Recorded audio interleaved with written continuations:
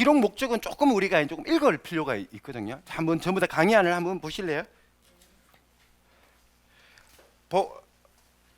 복음서의 장르가 역사적 인물을 소재로 하여 쓴 헬라어 자서전이라는 것은 지금 거의 신약학계에서 받아들여진 정설이 되어버렸어요. 이제 다시 복음서 장르가 뭔가 신가, 소설인가, 뭐 기행문인가, 잠언인가 뭐 이런 거에 대해서 복음서의 장르는 자서전이다 이렇게 생각합니다. 헬라 자서전. 이런 장르 이해에 따르면 마가복음은 예수님의 역사적 자서전이라 이렇게 봐야 돼요. 근데 더 이상 이견이 없습니다. 물론 이제 소수의 입장도 있습니다만은. 그러면 마가가 예수님의 생애를 기록한 역사적 자서전으로 기록한 목적이 뭘까 이겁니다. 왜 기록했을까요? 역사적 자서전으로서 그것의 성격이 말해주던 마가복음의 역사적 성격을 염두에 둔 채 이제 그 마가복음의 기록 목적을 한번 살펴보십시다. 자, 먼저 자서전 저자를 포함하여 고대 역사가들의 역사 기록의 목적과 방식은 세 가지. 제가 정리한 건 세 가지인데, 첫 번째, 왜 고대 사람들은 역사적 자서전이나 역사책을 기록했는가? 첫 번째, 사건과 인물과 관련된 과거를 기록으로 남겨놓되 보다 신뢰할 만한 자료에 의거하여 후대가 그것을 기억할 수 있도록 역사를 기록했다라는 겁니다. 예를 들면 현대 역사학의 아버지, 제가 여기 역사하면 되는데 학이 들어가야 돼요. 현대 역사학의 아버지라 불리는 헤로도투스, 주전 480에서 425년도 인물인데, 그는 그의 책 역사에서 그의 역사 기록 목적을 이렇게 말해요. 망각으로부터 역사를 보호하기 위한 것이라고 말하면서 이렇게 기록해요. 인용 보시면 인간 세계에서 일어나는 일은 시간이 흐름에 따라 망각되기 마련이다. 그리스인이나 이방인이 이룩한 위대하고 놀라운 갖가지 업적, 특히 무엇 때문에 서로 싸우게 되었는가에 대한 사정은 어느 정도 시간이 지나면 사람들의 기억에서 잊혀질 것이다. 이 책은 할리카르나소스 출신인 헤로도토스가 이 망각을 염려하여 자신이 직접 조사한 것을 적은 것이다. 여기 굉장히 나옵니다. 왜 기록해놨는가? 망각에서부터 과거를 남겨놓기 위해서다. 이렇게 된 겁니다. 마찬가지로 폴리비우스는 주전 264에서 146년의 인물인데, 폴리비우스는 역사를 기록할 때 이 사람의 입장은 이겁니다. 들은 소문보다 참여자의 목격자의 증언을 더 선호했습니다. 소문 들었나 아니면 네가 직접 그 있었나, 이게 역사 기록자가 역사 기록할 때 사용하는 자료의 근거였어요. 폴리비우스가 했던 말입니다. 그래서 이 사람의 이렇게 말, 눈은 귀보다 더 확실한 목격자들이다 이렇게 말합니다. 이 진술은 그의 역사 기술은 좀 더 정확하고 실제에 부합하는 과거를 남겨오려는 의도를 담고 있음을 말해줍니다. 투키티데스 아시죠? 주전 460에서 395년 단 살았던 투키티데스 역시 그의 역사 기술이 이렇게 말, 좀 더 분명하고 믿을만하고 정확한 것이라 표현했습니다. 특별하게 그는 자신의 역사책은 청자들의 기호에 영합하려는 경향을 배제한 채 진리를 말하고 있는 것임을 천명하고 있습니다. 지난 세기 유행했던 이 양식 비평은, 이거 조금 전문적인 건데 그래도 한번 들어볼 만합니다. 지난 세기 유행했던 양식 비평은 마가복음을 비롯해서 복음서들이 역사의 예수님보다는 초기 교회의 가르침을 반영한다는 주장을 펼치며 복음서의 역사에 대한 극단적 회의를 부추겼습니다. 다르게 말하면 이렇게 해요. 복음서에 나오는 복음서는 예수님이 직접 기록한 거 아닙니다. 예수님이 제자들에게 받아 적으라고 말하지도 않았어요. 세 번째, 예수님이 죽고 난 다음에 30년 뒤에 기록됐어요. 그것도 제자들이 아니라 교회가. 그러면 복음서의 예수는 역사의 예수가 아니라 교회의 예수다. 그러니까 복음서를 통해서는 예수를 알 수 없다. 이게 양식 비평가들의 주장이었어요. 100년 동안 이 싸움이 벌어진 겁니다. 굉장히 설득력 있는 거예요. 예수님은 글쟁이가 아니라 말쟁이입니다. 그리고 30년 동안 제자들도 역시 예수님의 말쟁이를 패턴을 따라가요. 절대로 받아 적지 않았습니다. 30년 동안 말로만 가르칩니다. A living voice라 그래요. 그런데 아까 이야기했는 것처럼 70년 정도부터 마가복음이 기록되어지기 시작합니다. 그 위에 40년 가까이 후에 기록되어졌으니까 양식 비평가들이 그렇게 주장을 한 겁니다. 자, 그러면 이제 한번 다시 들어가 볼까요? 그러면서 복음서의 역사성에 대해서 극단적 회의를 부추겼습니다. 그런데 초기 교회로부터 온 증거는 이런 양식 비평의 주장이 근거 없는 것일 뿐 아니라 대래 교회가 가진 예수 전성에 대한 자세는 고대 역사가들이 역사 기록 목적 및 원칙과 유사한 입장을 견지했음을 보여줍니다. 아까 이야기했죠. 고대 역사가들이 어떤 입장이었다고요? 굉장히 정확하게 역사를 기록하려는 의도들이 있었다라는 겁니다. 양식 비평가들은 그렇게 말하지 않아요. 양식 비평가들은 뭐라고 말하는가? 교회가 예수님에 대한 기록을 이야기할 때 거의 창작이다 이렇게 말합니다. 교회의 필요에 따라 그냥 예수님의 기록을 그냥 만들어냈다 이렇게 말해요. 그러나 양식 비평가들이 주장과는 달리 고대 역사적 자서전이나 역사 기록했던 사람들의 입장은 보다 정확한 기록을 남겨놓으려는 의도가 있었다라는 겁니다. 그렇게 생각할 수가 있었어요. 자, 이거를 아까 제가 이야기를 하는 건데 증거가 있습니다. 증거. 자, 우리 한번 볼게요. 파피아스라는 사람인데 이 사람은 주후 80년대 사람인데요. 거의 여러분들 요한복음이 기록되기 이전에 살았던 사람이에요. 어떤 점에서 누가복음 저자하고 거의 유사한 시기의 인물입니다. 파피아스는 예수님의 말과 가르침이 주 80년대 교회 상황에서 어떻게 수집, 보존, 관리되어인지를 보여주는 증언을 해줍니다. 제가 번역을 했는 건데 한번 볼게요. 나는 다른 어떤 사람들의 명령을 회상하는 사람을 좋아하지도 않는다. 대신에 주님께서 신앙을 위해 주신 명령들과 그 진리 자체로부터 나오는 명령들을 기억하는 사람을 좋아한다. 내가 장로들의 시중을 들었던 사람을 만났을 때는 장로들의 말들, 예를 들면 장로들 누군가 하면 안드레, 베드로, 빌립, 도마, 야고보, 요한 전부 다 제자들이잖아요. 그렇죠? 이런 사람들이 주의 제자들이 말했던 것과 장로 요한과 주의 제자들이 말하고 있었던 것들에 대해서 세심히 질문했다 이렇게 말합니다. 이게 뭔가 하면 파피아스가 예수님의 말들을 수집을 할 때 어떤 정언을 더 신빙성 있게 여겼는가 하면 니도 예수님 말 알고 있나? 말해봐라 하고 받아 적고 저 가가지고 니도 들었나? 말해봐라 받아 적고 그래가지고 이게 예수님의 말이다 이렇게 말 안 했다는 겁니다. 보다 더 신뢰할 만한 자료를 추적해 나갈 수 있었어요. 그게 제자들이었어요. 제자들. 이 초기 교회가 이렇게 사고를 했다라는 겁니다. 양식 비평가들의 주장과는 정반대예요. 양식 비평가들은 뭔가 하면 예수님의 무명의 공동체가 예수님의 계한 기록들을 그냥 들어서 그걸 전달해주고 그래서 70년대 80년대 복음서가 만들어졌다 이렇게 말해요. 그래서 복음서를 통해서는 역사 예수를 발견할 수 없다 이렇게 말하는데 증거는 양식 비평가들의 주장이 정반대의 증거가 있습니다. 파피아스가 그 예예요. 자, 우리 뒷장으로 넘어가 보실까요? 자, 위에서 하나, 두 번째, 또한 파피아스는 의도적으로 장로들 혹은 장로들로부터 직접 가르침을 들은 사람들을 선별해서 만나려고 할 정도로 예수 증언을 정확하고 신실하게 보존하는 일에 관심을 가지고 있었다. 이게 증거에 기반한 설명입니다. 그렇다면 역사적 인물인 예수에 대한 자서전을 저술하는 마가 역시 자기 의식적인 고대 역사가들과 그와 그의 동시대인 파피아스가 하려고 했던 것처럼 가능한 정확하고 신실하게 예수님의 의록과 사역을 기록하려는 의도로 펜을 들었다고 보지 못할 이유가 없습니다. 또한 양식 비평가들과는 달리 사실 초기 교회는 한 인물의 과거 행적과 현재 행적을 구분할 능력이 교회에 엄연히 존재했음을 보여주는 신약의 증거도 있는데 예를 들면 바울은 고린도전서에서 결혼에 관한 가르침을 주면서 이것은 주님께 받은 것이다 하고 또 다른 것은 이것은 주님이 가르쳐 준 게 아니라 내가 가르치는 거다 라고 말하며 예수님의 것과 자기 것을 구분할 수 있었어요. 이게 역사의식이죠. 그래서 양식 비평가들이 말하는 것처럼 교회가 창작할 수가 없었어요. 그래서 복음서 예수는 신실하게 역사 예수에게 거슬러 올라간다. 그 증거가 파피아스다.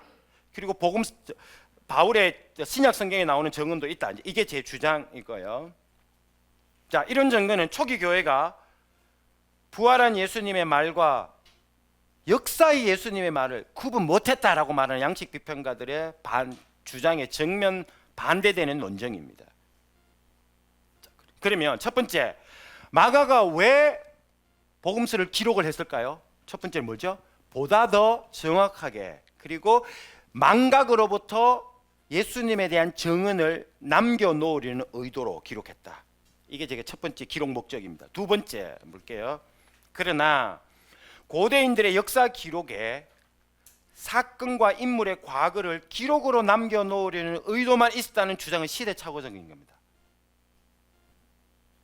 고대인들의 역사 기록이 현재를 살아가는 청자들에게 과거를 통해서 교훈을 주기 위해서였다는 점은 절대로 간과되어서는 안 됩니다. 폴리비우스, 투키디데스, 타키투스, 그리고 헤로도투스, 모든 역사학들이 동일하게 다 말합니다. 전부 다 왜 과거를 이야기하는가 하면 현재를 살아가는 너희들에게 안내자 역할을 하기 위해서다, 이렇게 말해요. 과거를 과거로 보존하기 위해서만 아니라는 겁니다. 현재의 등불을 주기 위해서 과거를 기록해요. 이게 역사가들의 역사 관점입니다. 그래서 무엇보다 유대 그리스도인들에게 성경의 과거 역사는 특정한 상황에 처해 있는 현재 그들에게 삶의 안내서 역할을 한다는 믿음은 경고했습니다. 예를 들면 고린도서 10장 11절 보시면 이렇게 말하죠. 바울이 그들에게 일어나는 이런 본보기가 되어 또한 종말을 만난 우리를 깨우치기 위하여 기록되었습니다. 이렇게 바울이 기록합니다. 그 이야기 아시죠? 홍해 건너고 난 다음에 모압에서 가가지고 우상 숭배하다가 거의 얼마나 많은 사람이 죽었는 거 왜 그렇게 죽었는 줄 아나 하면서 오늘 너희들을 위해서 기록된 거다, 이렇게 이야기를 해요. 그래서 과거 왜 기록한다고요? 오늘 너희들을 위해서, 이렇게 말하는 거예요. 기록이 왜 그렇다고요? 과거를 과거성으로 남겨놓 파스트네스 이렇게 말하는데 아닙니다. 그것만 있는 게 아니에요. 현재 그들의 등불 노릇을 하기 위해서라는 겁니다. 그리고 중요한 이야기가 나오는데,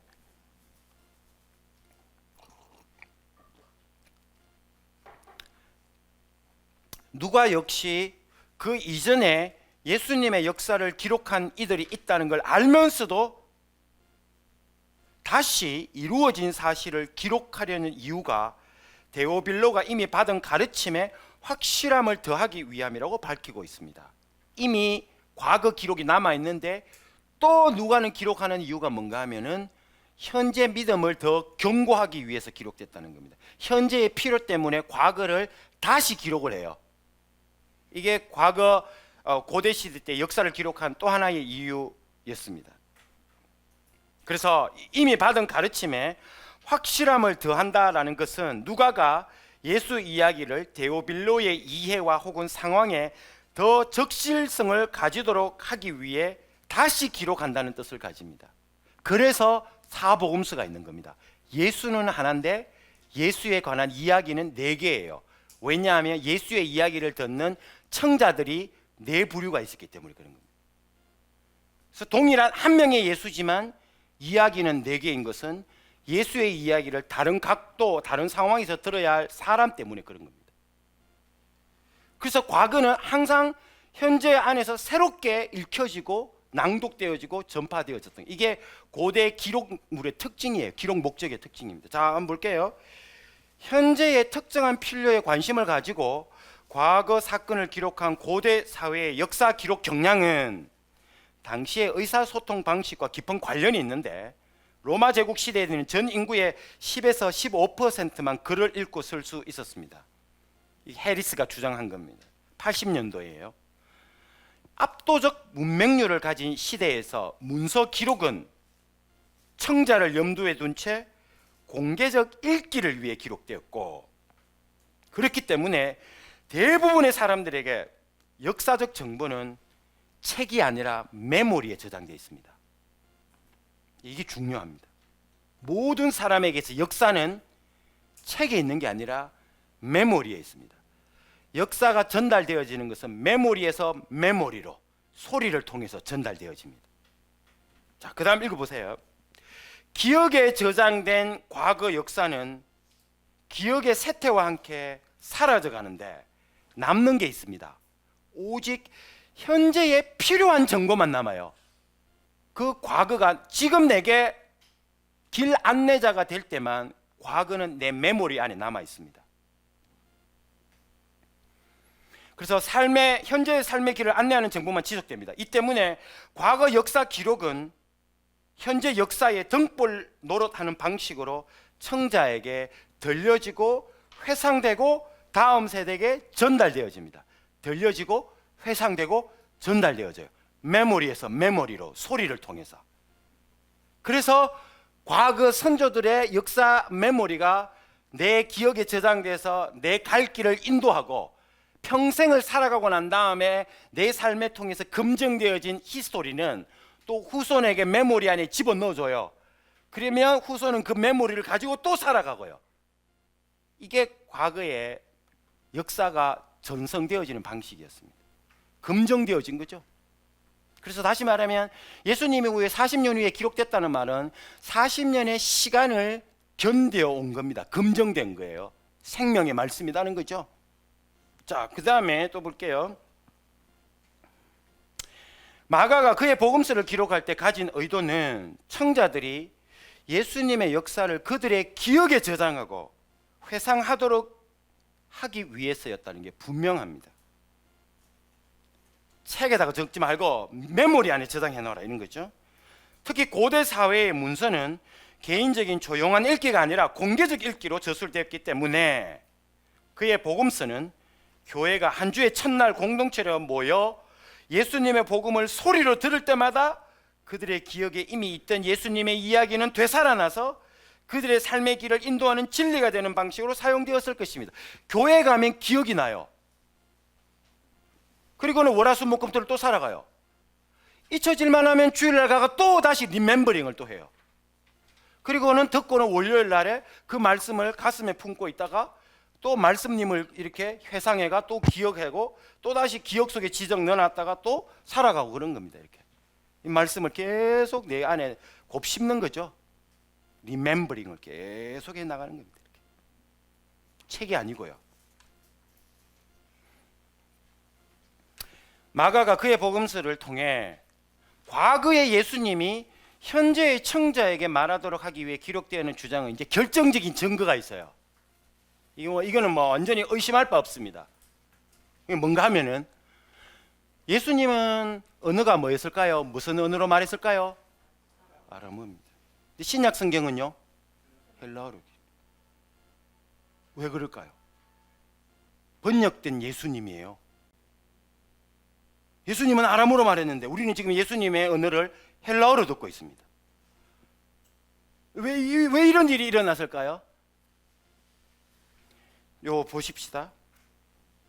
예수님의 일상생활은 아람어였습니다. 그러나 복음서의 예수님은 헬라어로 말씀하십니다. 언어적으로 본다면 복음서 예수님은 번역된 예수님입니다. 번역된 예수에 대한 가장 타당한 설명은 복음서 저자들이 아람어를 모르는 헬라권 청자에게 예수님의 복음을 전함에 있어서 하나님 나라 선포자의 언어보다는 하나님 나라 수혜자의 언어를 택함으로 언어적 성육신의 과정을 거친 겁니다. 네 하나님 말씀 듣고 싶나? 내 언어 배워라 이게 아닙니다. 배우지 마라. 내가 네 언어로 말할게 이거예요. 이게 신약 성경의 언어의 의미입니다. 그러니까 이 말의 요지는 뭘까요? 계속해서 예수님은 새롭게 말씀을 하신다는 겁니다. 예수님이 과거에 예수님을 그냥 기록으로 남겨놓기 위해서가 아니라 기록한 이유는 현재 이 사람들에게 새롭게 말하기 위해서 기록을 했다라는 겁니다. 이게 두 가지 증거예요. 자, 그 다음에 따라서 과거의 예수님, who Jesus was, 과거 예수님에 대한 지식을 담고 있는 마가복음은 필연적으로 원청자들의 현재 삶의 예수님이 누구인지, who Jesus is, 끊임없이 질문하게 하고 또 그들이 갈 길을 그 안에서 찾도록 의도된 겁니다. 계속해서 지금 내게 예수님이 누군가를 찾게 되는 겁니다. 자, 첫 번째로는 과거를 남겨놓기 위해서 망각으로부터, 두 번째로는 현재의 등불이 되기 위해서 기록했다. 세 번째는 마가가 왜 복음서를 기록했을까요? 자, 리차드 버리지, 이분은 런던 대학에 계시는 그 신약학 교수님이신데요. 리차드 버리지가 지적한 것처럼 헬라 자서전을 집필한 저자는 대체로 세 가지 목적을 가지고 있습니다. 헬라인들이 왜 자서전을 기록했는가 하면 첫 번째는 변정. 변정은 뭔가 하면 다른 사람이 공격하면 방어하는 걸 변정이라 그러죠. 논쟁입니다. 논쟁은 뭔가 하면 공격하지도 않았는데 자기가 먼저 공격해요. 그걸 논쟁이라 그래요. 두 번째는 교육입니다. 외부와 상관없이 자기 내부를 결속을 다지기 위해서 하는 교육, 가르침을 교육이라 그럽니다. 그래서 옛날에 리차드 버리지에 따르면 헬라 사서전의 세 가지 기능은 변정, 논쟁, 교육 이렇게 됩니다. 이걸 위해서 기록했다 이렇게 말해요. 그럼 역사적 자서전, 예수님의 역사적 자서를 왜 기록했을까요? 교회가 세 가지입니다. 변정, 논정, 교육. 따라서 마가복음은 외부의 공격으로부터 예수님의 가르침과 사역 그리고 의미를 보호하고 변정, 보다 더 적극적으로 대적들을 물리치고 논쟁, 그리고 그의 공동체를 예수님의 가르침에 따라 계속적으로 살아가도록 양육, 교육하고자 기록되었다고 볼 수 있습니다. 이게 기록 목적이에요. 자, 여기서 중요한 것은 이와 관련해서 마가복음이 기록되었을 때 그것의 역사적 청자인 로마의 그리스도인들이 직면한 상황은 고려해 볼 만합니다. 왜냐하면 저도 마가복음은 로마에 있는 기독교인들을 위해서 기록됐다고 믿기 때문인데요. 마가복음이 기록된 시기 주후 68에서 69년도에 로마 교회는 네로에 의한 기독교 박해 국면, 주후 64에서 68년도에 박해가 있었거든요. 직접 처해 있었습니다. 로마 대화재 범인으로 기독교인들이 누명을 썼기 때문이죠. 그래서 로마 역사학자 타키투스는 주 54에서 120년도 인물인데 그 당시 상황을 그의 책 로마 연대기 15장 44에서 이렇게 이야기를 해요. 자신이 그리스도인이라 고백하는 자들이 먼저 잡혔다. 그 다음 그들의 밀고에 따라 많은 다른 그리스도인들이 잡혀서 방화죄가 아닌 인류를 정오한 죄로 유죄 판결을 받았다. 이렇게 말합니다. 자, 여기서 중요한 것은 뭔가 놓치기 쉬운 건데 자신이 그리스도인이라고 고백하는 먼저 잡았습니다. 그 다음에 다른 그리스도인들을 잡을 때 어떻게 했다고요? 먼저 잡은 사람을 고문을 해요. 그리고 밀고를 하게 만듭니다. 그리고 그 사람들이 자백을 받아서 급습을 해가지고 집을 급습해가 기독교인을 잡아냈어요. 자, 이런 상황이 일어났다고 기독교인도 아닌데 로마 역사학자 타키투스가 연대기에 기록하고 있습니다. 자, 만일 그렇다면 그 당시에 로마의 기독교는 어떻게 됐을까요? 거의 아작났습니다. 와해됐습니다. 서로 밀고가 했기 때문에 아무도 의심을 믿지 못해요. 모이지 않아요. 그리고 더 중요한 것은 고문을 해서 어디에 누가 있고 누구가 그리스도인이고 이런 것들을 다 누수를 하려면 누굴까요? 저쪽에 평신도일까요? 아니면 이렇게 좀 높은 분일까요? 당연히 높은 분입니다. 높은 분이 딱 잡아가지고 다 밀고 다 시킨 겁니다. 마가복음 13장 12, 13절의 구조는 정확하게 이 상황을 반영하는 것처럼 보이는데 형제가 형제를, 아버지가 자식을 죽는데 내줄 것입니다. 그리고 자식들이 부모를 대적하여 일어날 것입니다. 그들이 그들을 죽게 할 것입니다. 제가 번역을 한 겁니다. 그리고 그대들은 나의 이름 때문에 모든 사람들에게 미움을 받게 될 것입니다. 그러나 끝까지 참는 그 사람은 구원을 받을 것입니다. 예수님은 그를 따르는 공동체가 박해로 위기를 겪게 될 것이라 예언을 하셨고 로마의 그리스도인들은 실제로 그 상황에 직면하게 된 것입니다. 마가복음 전체가 그래서 예수님의 순환 기사로 보아도 전혀 이상하지 않을 정도로 예수님의 죽음과 고난의 그림자가 그의 사역 초기부터 짙게 드리워지기 시작하여 결국 복음서 전체에 퍼집니다. 나중에 보게 됩니다. 고난받아 죽음의 길을 걷는 예수님에 대한 강조는 그를 주로 믿고 고백하였기 때문에 박해를 받던 로마의 그리스도인들에게 그들의 그러한 운명이 결코 이상한 게 아니라 도리어 그들의 주가 그런 길과 같은 것임을 깨닫게 했을 것이 분명. 마가복음이 왜 이렇게 예수님의 고난을 많이 이야기하나? 그거는 로마에 있는 기독교인들 그들의 상황이에요. 너희들의 주도 너희들이 지금 겪고 있는 그 길을 갔다, 이걸 이야기해 주는 겁니다. 게다가 죽음과 고난 후 부활의 영광을 입은 예수님처럼 박해 가운데서 끝까지 참는 자는 구원을 얻을 것이라는 말씀은 분명 그들에게 소망의 메시지가 되었을 것입니다. 이게 아까 제가 이야기했는 것처럼 교육용입니다. 교육용. 그 다음에 볼게요.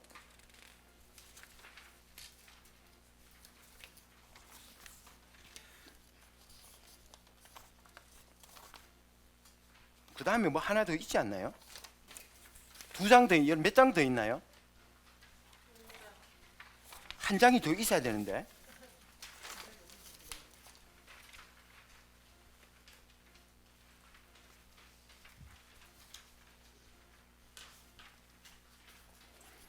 자, 뭐 어쨌든 간에 지금 요 구두로 설명할게요. 아까 제가 이야기했는 것처럼 제자들 공동체 마가복음의 제자들 보시면 분명히 어디 있었는데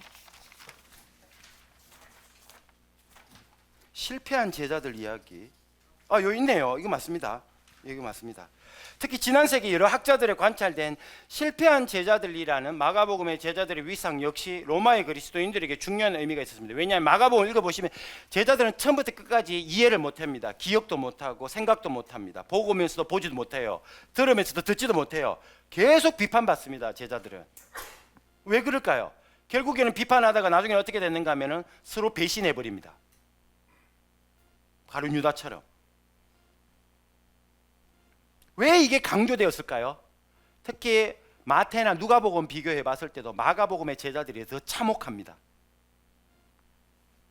마가복음에 따르면 12제자는 후에 교회의 기초를 놓은 사도들이었음에도 그들의 이전 모습은 예수의 길을 따라 걷는 일에 실패한 자들이었다는 사실을 숨기지 않습니다. 실패한 제자에서 사도로 변화되는 과정 뒤에는 무엇이 있었을까요? 마가는 그 변화 뒤에는 예수님의 주도권이 있었다고 말합니다. 예수님의 주도권은 예수께서 부활한 후 그를 그리고 부인한 제자들에게 갈릴리에서 다시 시작하자는 결론 부분에서 절정에 도달합니다. 부활 후에 예수님이 제자들을 갈릴리에서 다시 만나자고 말했기 때문이죠. 이러한 실패한 제자들을 다시 세워나가시는 예수님의 주도권을 담고 있는 마가복음의 제자도는 로마의 그리스도인들에게 분명한 메시지가 되었을 것이 분명한데 로마에 있던 기독교 공동체 역시 형제가 형제를 배신하는 일로 와해의 위기를 겪고 있었기 때문입니다. 이런 상황에 처했던 로마 교회에 실패한 제자를 사도로 바꾸신 예수님의 반전 이야기는 한 세대 전에 일어난 과거 사건이기만 한 것이 아니라 지금 그들의 공동체에 재현되어야 할 그리고 재현될 수 있는 이야기라는 믿음을 교육하기에 적합하도록 기록된 겁니다. 자, 지금 딱 15분 남았거든요. 15분 동안 요 길을 이야기하면 딱 될 것 같습니다. 1분만 쉬었다가 조금 할게요. 마가복음의 예수님은 길 위의 예수님이에요. 계속 예수님이 걸어가요. 마가복음 읽어보시면 예수님이 어디에 앉았다라는 이야기는 딱 두 번 나와요. 그게 배 위에 있죠. 배 위에 앉아가지고 가르칠 때 하고 그 게세마네 동산에서 그 기도할 때 하고, 물론 다른 데는 좀 나온다면 두드러지는 그런 겁니다. 그 대부분의 예수님 계속 복음서 내내 그러시면 어딘가 가요. 저 갔다 여 갔다 저 갔다 여 갔다 계속 어디를 움직이십니다. 복음서 전체 구조에서 본다면 그의 길은 갈릴리에서 그다음에 예루살렘으로 이어지지만 좀 더 상세한 관측도 가능합니다. 아까 우리 본 것처럼 출발지는 길이 없는 광야에서 출발해요. 그리고 도착지는 막다른 길, 무덤이었습니다. 광야로 출발지로 삼은 것은 누구 때문이었는가 하면 물론 복음서에 보면 선지자 이사야의 예언입니다. 우리 한번 볼까요? 마가복음 1장 한번 보십시다. 전부 다.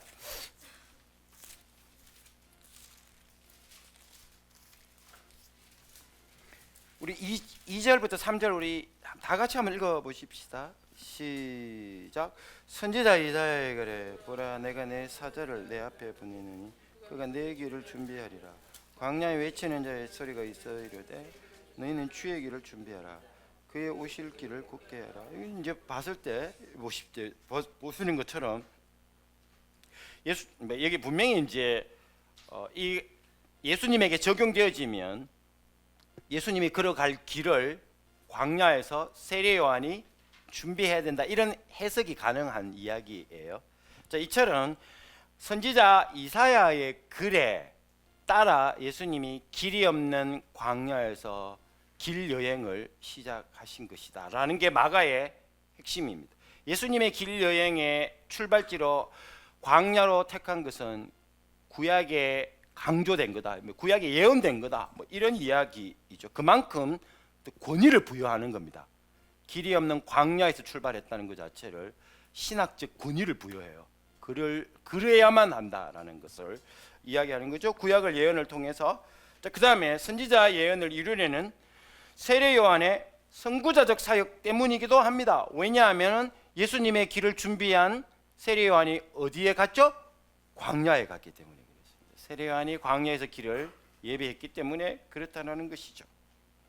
그리고 무덤이 그의 종착지가 된 것은 누구 때문일까요? 바로 아림마대 요셉의 배려 때문입니다. 배려. 그게 내러티브 안에서 이야기되어질 수 있는 겁니다. 하지만 예수님의 여정이 이렇게 수동적인 것만 한 건 아니에요. 세례 요한이 길 닦아주니까 걸어가고, 아리마대 요셉이 넣어주니까 무덤으로 들어가고, 예수님이 수동적으로 출발지와 도착지에서 시작하고 끝내는 것만 아니에요. 예수님은 세례 요한이 있는 광야로 직접 찾아가셨고, 또 다른 사람들을 불러 그가 걷는 길을 따라서 혹은 함께 걷게 하십니다. 이게 뭘 의미하는가 하면 누가 멍석 깔아주면 그러는 게 아니고요. 예수님이 직접 그 길을 선택했고 이 길 여행에 다른 사람도 초대한 겁니다. 굉장히 중요한 이제 시도가 이루어졌다고 볼 수 있겠죠. 무엇보다도 그 너머에 무덤이 기다리고 있는 예루살렘 행은 예수님의 자발적 선택입니다. 조금 이따 우리 본문 볼 건데요. 그러므로 길이 없는 광야에서 출발해서 갈릴리와 예루살렘 그리고 무덤으로 이어지는 여행 과정은 사실 예수님이 스스로 선택한 길이었다는 걸 잊어서는 안 됩니다. 예수님의 길 여행에는 아이러니와 반전이 동시에 존재하는데 1장 2, 3절에서 보면 이사야의 예언을 빌려 마가가 말한 것처럼 예수님이 걸으시는 길은 사실 주의 길, 다시 말하면 하나님의 길이었습니다. 하나님의 길. 주의 길에 들어선 예수께서 보여주신 것은 역사 속에 난 하나님의 로드맵은 길이 없는 광야에서 출발해서 막다른 골목과 같은 무덤으로 이어지고 있다는 것입니다. 하나님의 길이에요, 그게. 하나님을 만나려면 길이 없는 광야에 가야 되고 길의 무덤인 무덤에 가야 된다는 거예요. 왜냐하면 그게 하나님의 길입니다. 그러나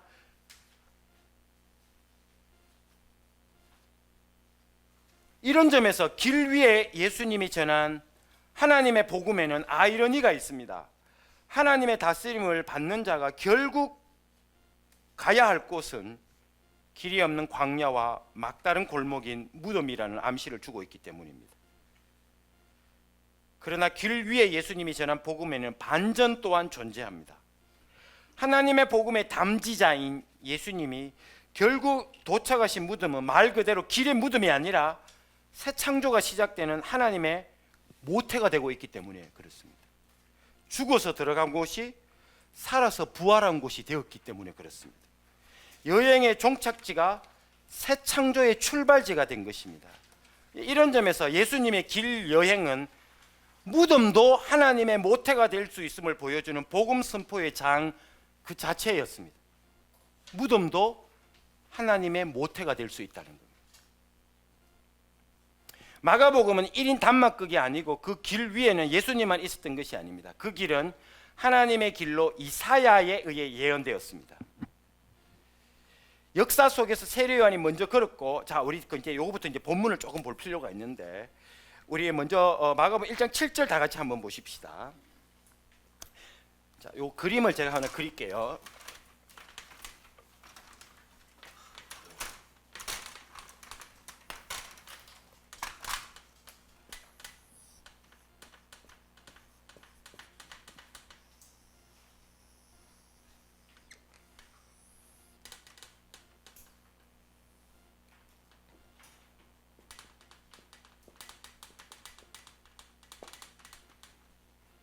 이게 이제 길이라는 전체적인 구조인데, 자, 이 길에서 제일 먼저 이 길을 나섰던 사람이 있어요. 그게 세례 요한인데, 우리 먼저 7절 다 같이 한번 읽어볼까요? 그가 전파하여, 시작.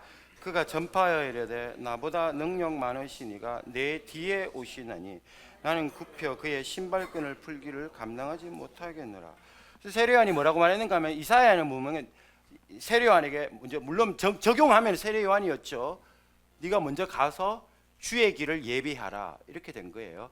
이런 점에 봤을 때 예수님이 가야 할 길을 누가 먼저 갖는 거죠? 세례 요한이 간 겁니다. 그래서 구조적으로 이렇게 해야 돼요. 좀 더 그림을,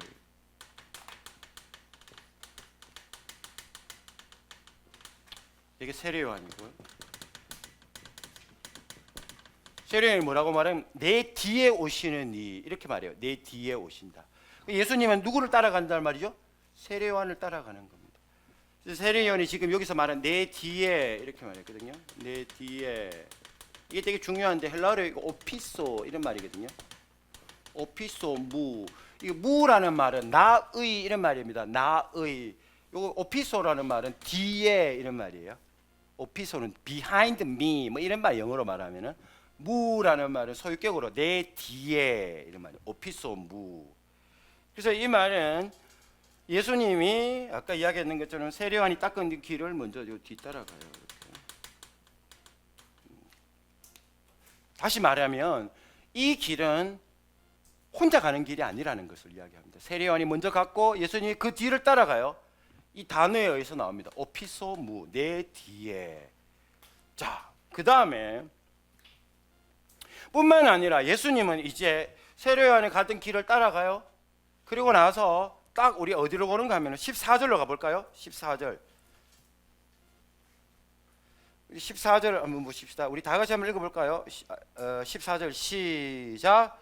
요한이 잡힌 후 예수께서 갈릴리에 오셔서 하나님의 복음을 전파하여 이르시됐습니다. 예수님의 육성이 처음으로 들리는 게 14절 15절입니다. 그전에는 마가의 이야기예요. 예수님의 그 육성 있죠. 실제적으로 예수님의 말이 처음으로 15절에 들립니다. 15절에. 이 말은 뭔가 하면은 예수님의 본격적 사역이 언제 시작됐다는 말인가 하면 14, 15절에 시작됐다는 말이에요. 그런데 중요한 것은 시점입니다. 예수님이 언제 처음으로 이 길을 딱 나서면서 말을 시작하셨는가 하면 언제도요? 요한이 잡힌 후에 이렇게 됐습니다. 여기서 요한이 잡히다 이 단어가 뭔가 하면 파라디도미 이런 단어인데 이거는 넘겨진 후에 이렇게 봐야 돼요. 정확히 문자적으로 번역하면 파라디도미. 이 파라는 옆으로 건네 옆으로 디도미는 주다 이런 말. 패스 오버 혹은 핸드 오버 이런 말이에요.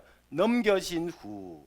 뭐 우리나라 개역개정에는 배반되어진 후 이렇게 뭐 번역되는 경우도 있기도 있습니다만은 가룟 유다가 예수를 넘겨줬다 할 때도 똑같은 단어가 사용되어졌고요. 대제사장이 빌라도에게 예수를 넘겨줬다 할 때도 똑같은 단어가 사용되어졌어요. 전부 다 파라디도미. 예수님이 언제 사역에 첫 발을 내딛는가 하면은 세례요한이 파라디도미 넘겨진 후에 예수님이 첫 발을 딱 내딛었습니다.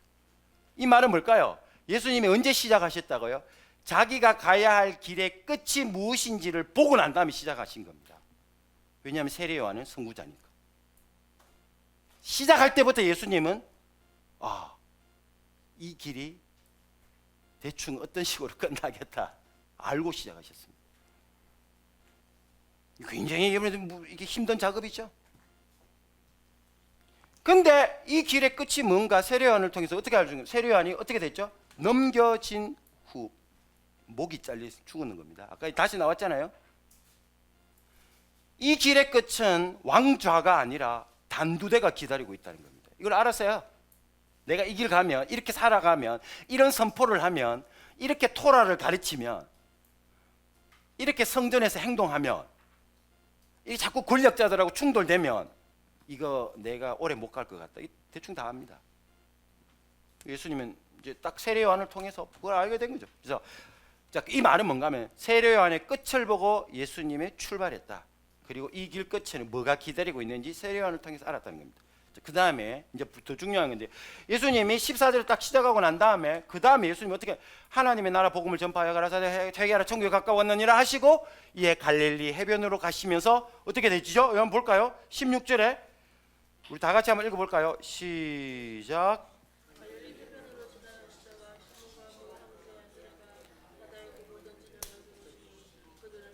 됐습니다. 중요한 게 17절인데요. 죄송합니다. 한 번 더 읽어봅시다. 17절 시작.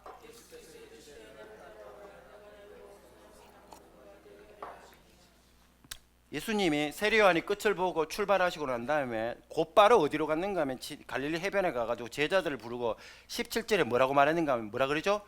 나를 따라오느라. 이게 예수님이 헬라어로 뭐라고 썼는가 하면 딱 요 단어를 썼어요. 듀테 오피소무 이렇게 말. 내 뒤에 온나 이렇게 말. 예수님도 누구 뒤에?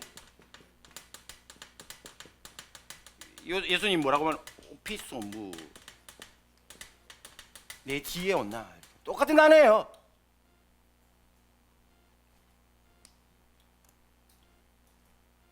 내 혼자 못 죽는다. 이거 정도 같이 가세요. 같이. 근데 중요한 거는 뭔가 하면은 예수님은 이 길의 끝이 뭔가를 보고 출발했는데 이 사람들은 있죠. 길의 끝을 보고 출발하는 게 아니에요. 이 길 가는 예수를 보고 가는 겁니다. 지금 이게 언제 이 길 끝이 무엇이 있는지를 언제 이야기하죠? 8장 27절부터 이야기해요.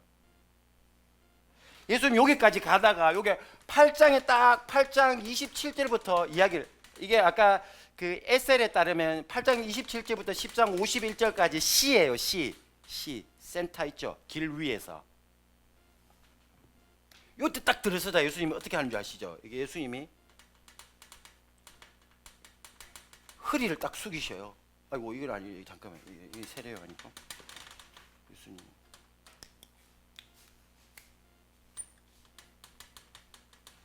허리를 딱 숙이니까 제자들이 갑자기 예수님이 보이는 게 아니라 뭐가 보이는가 하면 이 끝이 보이기 시작하는 거예요. 전부 다 놀래요. 예수님 함부로 처음부터 안 보여줍니다. 처음부터 이렇게 되면 우회해야 된다 이런 게 말 안 합니다. 처음에는 뭐 좋은 것만 이야기를 하다가 어느 순간에 더 이상 못 빠져갈 때쯤 되면 숙여가지고 우얄래 이렇게 생겨요. 이때 이거 보십시오. 앞에는 누가 가는가? 이제 다시 예수님 다시 세례 요한, 예수님, 제자 전부 다 이 길을 갑니다.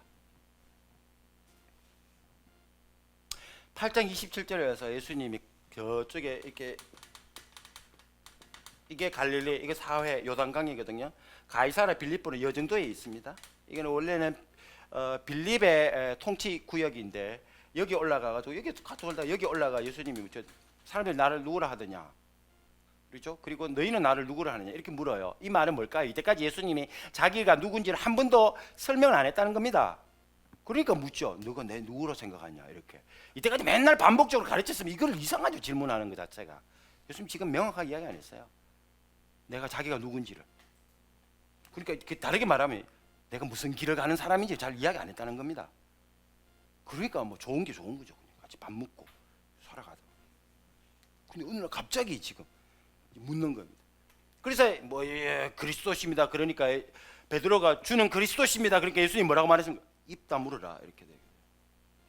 아무한테도 그 이야기하지 마라 이렇게 입 다물어라 이렇게 된 겁니다. 그러면서 예수님 뭐라고 말하는지 아시죠? 뭐 인자가 아까 이야기했던 그 트리플 그 이게 뭐지 이렇게 3단 전개 있죠. 그때 처음 이야기합니다. 인자가 올라가면 여기 가면 이제 어떻게 된다? 죽는다. 이때 어떤 일이 일어나는 줄 아시죠? 베드로가 예수를 어떻게 합니까? 딱 붙잡아요. 그러자 예수님이 뭐라고 말합니까? 사단아 어떻게 하라고? 오피소무 이렇게 말해요. 내 뒤에 가라 이렇게 똑같은 단어도 썼어요.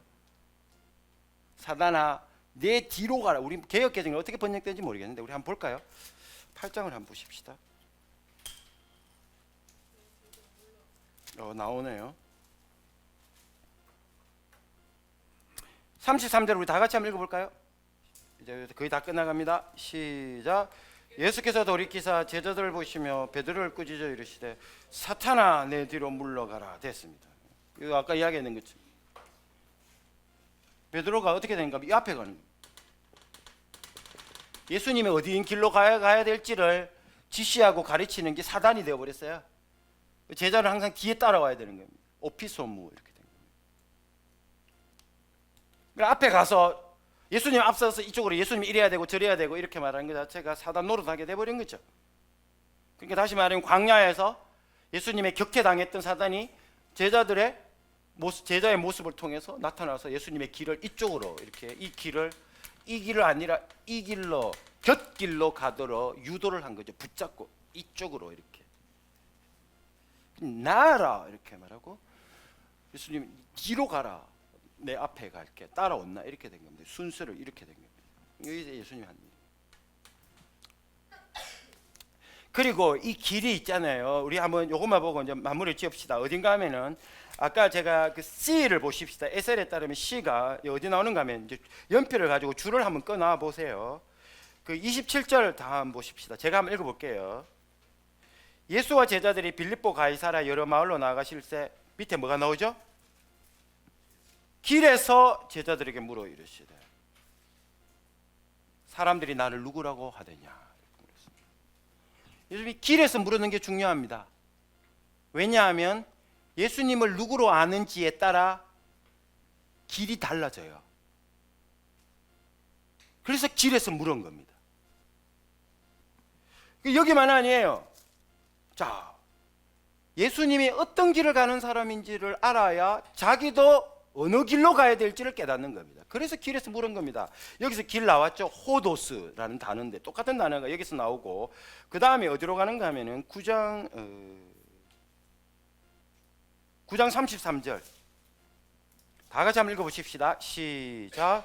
가버나움에 이르러 집에 계실새 제자들에게 물으시되 너희가 길에서 서로 토론한 것이 무엇이냐 말씀하시되 그들이 잠잠하니 이는 길에서 서로 누가 크냐 하고 쟁론하였습니다. 이렇게 이야기합니다. 제자들이 길에서 무슨 논쟁을 했다고 그러죠? 누가 크냐. 예수님은 길에서 길의 무덤인 종착지로 가는데 제자들은 이 길에서 누가 더 크냐 이거 논쟁하고 있는 겁니다. 다른 길을 가고 있어요. 같은 길을 가지만 다른 꿈을 꾸고 있는 겁니다. 동상이몽이라 그러죠. 자, 그 다음에 또 보십시다. 어디로 또 가는 거 또 길이 또 나오는데 넘어가시면은 10장으로 가볼까요?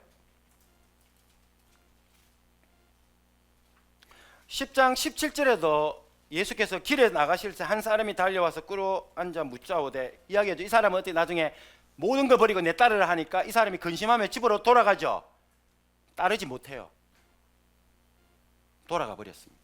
한 예를 보여줬습니다.